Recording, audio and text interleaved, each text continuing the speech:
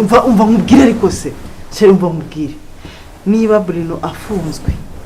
n'ubundi azafungurwa byanga byakunda azafungurwa ahubwo sheri wanjye reka nkubwize ukuri reka nkubwire ikintu cy'ingenzi cyiza reka bari abana tubice yes nongeye kubaha ikaze amarimo nagomeza bane namwe uyu munsi n'ubundi mbafite update ya filime bita intambara y'ubuzima nigeze kuri episode ya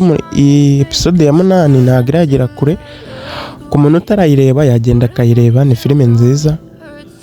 ni filime irimo bugambanyi ni filime irimo amarangamutima ni filime imeze fresh imeze neza imeze nka filime bita inzira y'umusaraba zijya kumera kimwe harimo n'abantu bayikinamo gusa si cyo kinzanye ikintu kirakinzanye ni ukubabwira ko iyi filime yageze tunayiganiraho akanya gato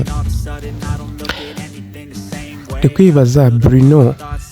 arafunze ese mubona mwebwe igihe kitazagera agafungurwa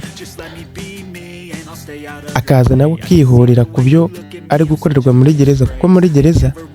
ariho ubuzima bubi pe bari kumuhemukira bari kumukubita kumubwira ngo apfukame arimo arahohoterwa ese mubona no mudamu waziye gukomeza kwihanganira uyu mukobwa mubona wazakomeza kwihanganira Swalla ubona azagumya kwihanganira Swalla nawe ari gufatwa nabi muri rwa rugo usibye ko umugabo atabishaka we ariko umugore washaka kumwirukana noneho bazanye n'umupangu wo kubica sinzi niba kino gitekerezo umugore azanye kizakunda gusa natwe reka tugomeze tuyihanga amaso turebe natwe turahari tuyitegereze ku munsi w'ejo azasohoka episode ya 9 tuzayirebe turebe amaherezo yayo nyine gusa ni nziza pe ni nziza mugende muyirebe mu kanya ndabana update y'inzira y'umusaraba ndibuze kubaha video yayo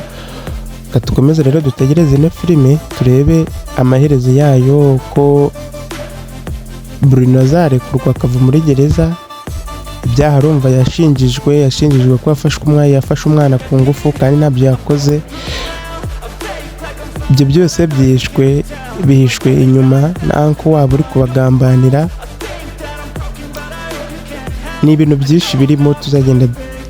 tumenya cyangwa dusobanukirwa kuko iracyari hafi kandi aracyarimo ibintu by'amayobera bitarasobanuka so reka tukomeze turebe ino filime bashishikariza n'abantu bashyashya bageze hano mukora subscribe tugiye twiganira ku ino filime ni nziza pe ndayibakundishije mugende muyirebe muzambwira so reka nsoreza no video yo kuba ndende rero ndabakunda cyane bye bye.